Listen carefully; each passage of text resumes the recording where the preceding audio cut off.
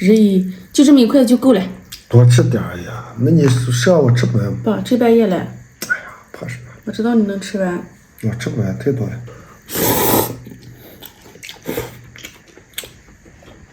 都已经要睡觉了，赖老师他饿了，家人们就剩一点方便面了，给他做一个雪碧拌面吃。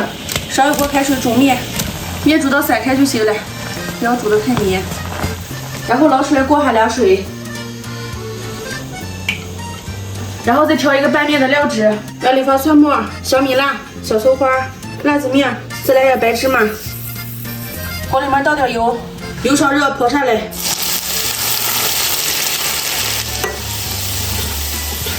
放点生抽，少来点蚝油、香醋、老干妈，一点盐和白糖，搅起来。灵活所在，来块雪碧。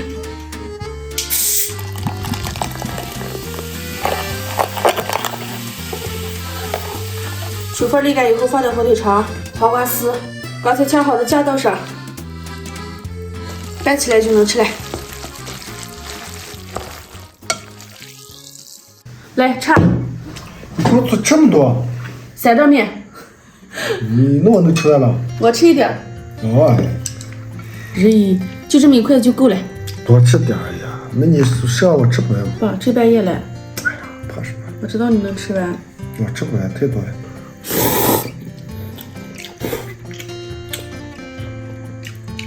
我第一次方便面吃出来清爽的感觉。是吧？雪碧拌的。雪碧啊？不是那么油腻，对吧？不油腻。我头一次听说雪碧还可以做饭。那你有没有听过可乐鸡翅、可乐排骨？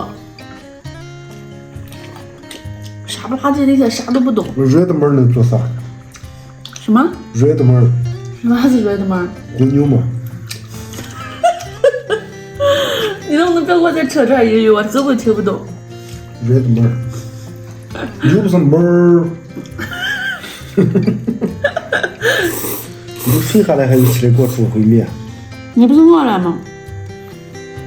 你说你现在吃是不是我是你减肥路上的绊脚石啊？你真的是了。我每次吃面忍不住想吃一点。虽然我只是这么小呗，这种面太适合夏天吃了，凉凉的。对吧？